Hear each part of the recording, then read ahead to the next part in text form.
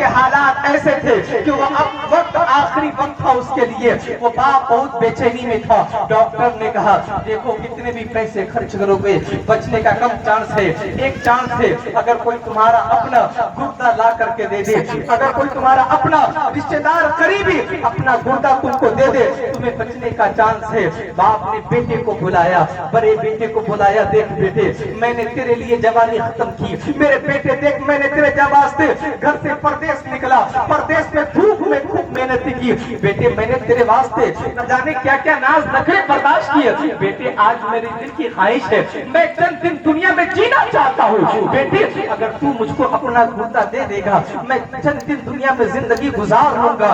बाप अपने बड़े बेटे से कहता है, बेटा इनकार कर देता है, दूसरे बेटे से कहता है, दूसरा बेटा भी इनकार कर देता है, तीसरे बेटे से कहता है, तीसरा बेटा भी इनकार कर देता है, चौथे बेटे से कहता है, चौथा बेटा भी इनकार कर देता है।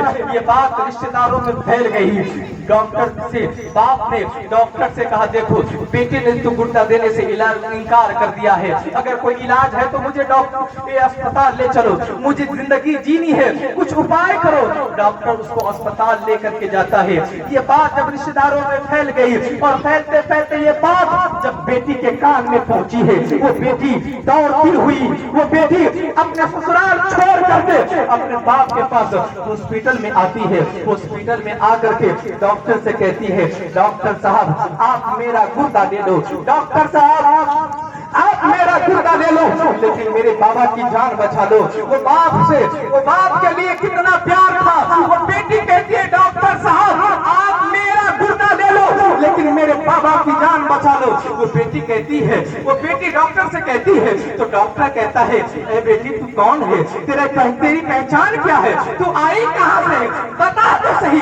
बेटी कहती है नहीं मुझे पहचान बताने की जरूरत नहीं है, मेरा गुर्दा ले लो मेरे बाप में लगा दो, मेरी बाबा की जान बच जाएगी। डॉक्टर असरार करता रहता है, बताए तो सही आप कौन है, आपकी पहचान क्या है। डॉक्टर से वो बेटी कुछ नहीं बताती। लास्ट में बेटी कहती है अगर तू इतना ही जानना चाहता है मैं कौन हूँ तो एक कागज ला, एक कलम ला, मैं उस कागज और कलम पर लिख कर रख देती हूँ, लेकिन याद रखो इसको पढ़ना नहीं बल्कि इसको संभाल के रखना। और जब हॉस्पिटल में मेरे बाबा को ऑपरेशन हो जाए, ऑपरेशन होने के बाद ये चिट्ठी मेरे बाबा को दे देना, ये चिट्ठी उस बाबा को दे देना। डॉक्टर को ये बात बढ़ाकर जब बात बताकर वो चिट्ठी लिख दी गई और उसको रख दिया गया, बेटी ने अपना गुर्दा निकाल करके बाबा को दे दिया। बाबा सही सलामत बच गया। सारे रिश्तेदार आए, अहबाब आए, सब आए मिलने के वास्ते। आप बच गए, सही सलामत है, खुदा का शुक्र है। उस बाप ने भी डॉक्टर का शुक्र अदा किया, तेरा शुक्र है कि तूने मुझको बचा लिया।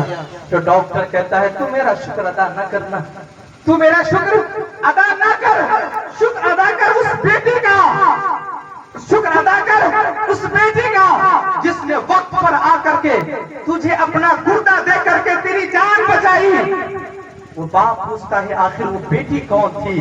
तो डॉक्टर कहता उसने अपनी पहचान तो नहीं बताई, लेकिन हाँ एक पर्चा लिख करके वो मेरे को दे कर गई है, ये पर्चा है आप इसे देखे तो सही। वो पर्चा उठा करके डॉक्टर बाप को देता है।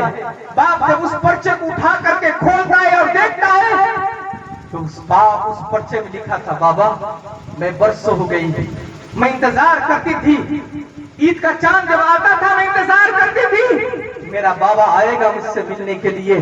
बाबा कभी इस त्योहार में, कभी इस त्योहार में मेरा दिल चाहता था कि मेरा बाबा आएगा मुझसे मिलने के लिए, लेकिन बाबा मुद्दतें हो गई, आपके दीद को, आपके देखने के वास्ते मैं तरस गई बाबा। बाबा वक्त गुजर गया, लेकिन जैसे ही मेरे को खबर मिली आपका गुर्दा खराब है और आपका आखिरी वक्त है और मुझको पता चला आपको गुर्दा देने से आपकी जान बच सकती है, तो मैं फौरन आ गई, मैंने और आपको गुर्दा दे दिया।